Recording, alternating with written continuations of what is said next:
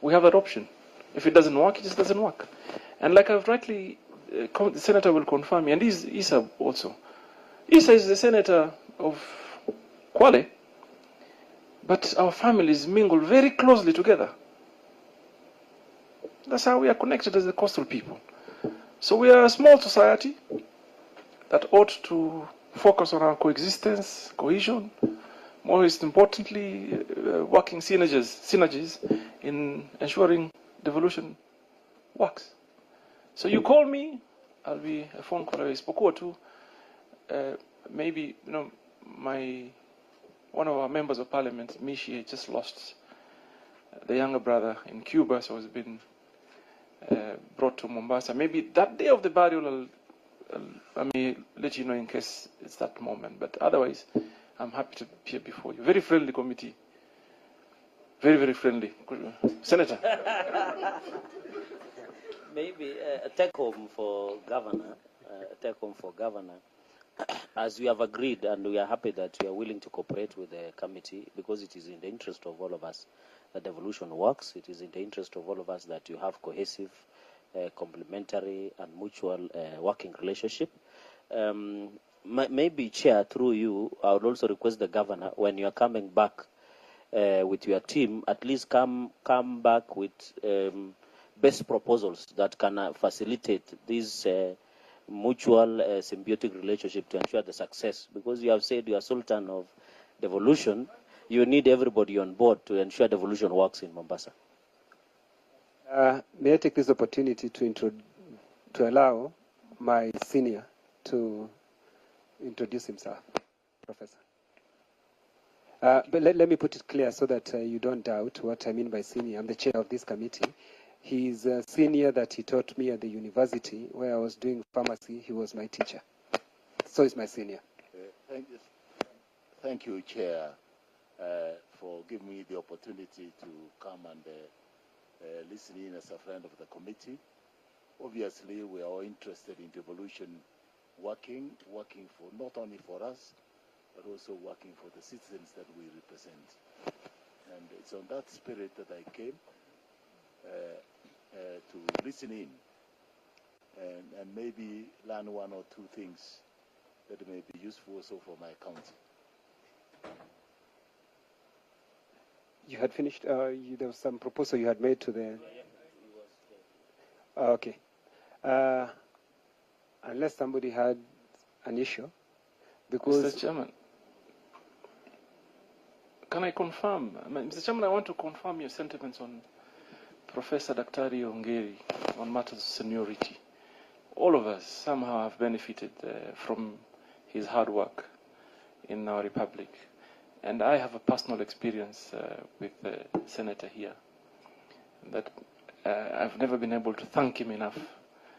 Senator and I were once traveling to some foreign country, and then my mother fell ill on board 4 hours after takeoff, and we had nowhere to turn to. But Senator Ongeri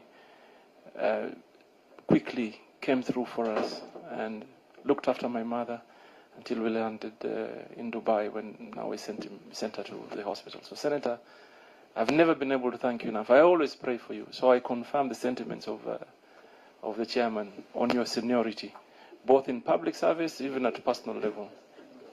Thank you.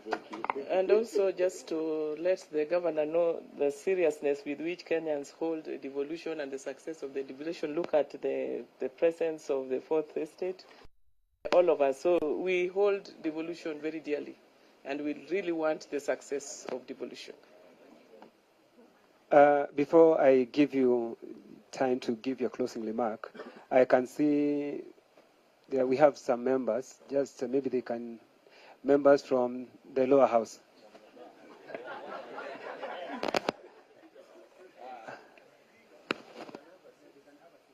Just have a seat.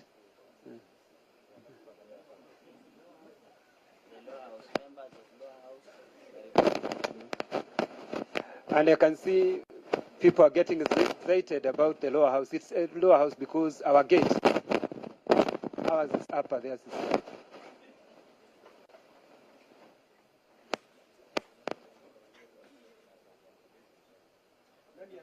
let me allow, they can introduce themselves, although they are not properly dressed.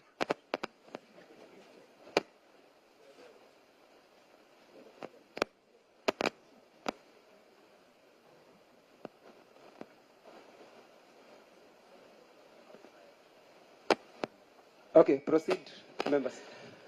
My name is Charles, Honorable Charles Njagua, Member of Parliament for Sarai constituency and a very good friend to Governor Joho. My name is Honorable Tindi Mwale, a Member of Parliament for Kotere and a good friend to the Governor. Thank you. Okay. Closing remarks, sir. Yes, your closing remarks. Chairman, this probably may be outside the agenda of today, but I want to urge this honorable committee, when you meet the Assembly and other entire leadership of the coastal region, we want to raise concern on the new formula, because we had thought devolution is progressive, and in time we shall be growing. I know the position that our senators have taken, but just to note that the coastal counties, generally, when you adopt the new formula, each one of us shall lose roughly about 1 billion shillings. That is really, really unfair. So I want you to consider that we also want to make progress. We have plans, long-term plans that have been put forward. For example, Mombasa, we have our Marshall Plan. We have our Vision 2035 that we factored in the capital investment plan going forward.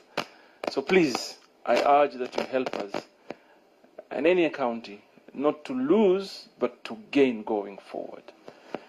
Otherwise, I want to appreciate and I wish you well. And as Kenyans also, we come together to help our brothers in the Turkana and in your neighboring county. Baringo is neighboring for you, right, Senator? Wasingishu, yeah. We stand with the Kenyans that are now suffering because of starvation, and encourage that all of us come together, say a word of prayer, and most importantly, contribute in any way that we can. Otherwise, I thank you for this opportunity, Chairman. Thank you very much. Thank you very much. Once again, may I take this opportunity to thank each and every one of you for having come here, and especially the fourth estate. The reason why we are having this good discussion is because every other Kenyan is involved in it. I want, Governor, to tell you that this committee, as well as the Legal Committee and Finance Committee, have been invited by CRA so that we can discuss and see what's the way forward concerning the way we are getting our money divided. So that will be put in consideration, because our purpose and duty as a Senate is to protect our counties and to represent them. So that's what we are going to do. Once again, when you're coming, we would want to have documentation of what we have discussed. Like you did mention something about parking. We would want that evidence so that when we are doing our report, we can have something concrete. Secondly, I would want to mention to you that as a committee, all what we want is when we have issues, because counties will always have issues, we would want these issues resolved amicably. Instead of these issues of we having wrangles in our counties, it's not good for the county. We can only solve them amicably. So the purpose of this committee is to make sure devolution works, and that's why I'm here. Otherwise, if we don't have devolution, some counties will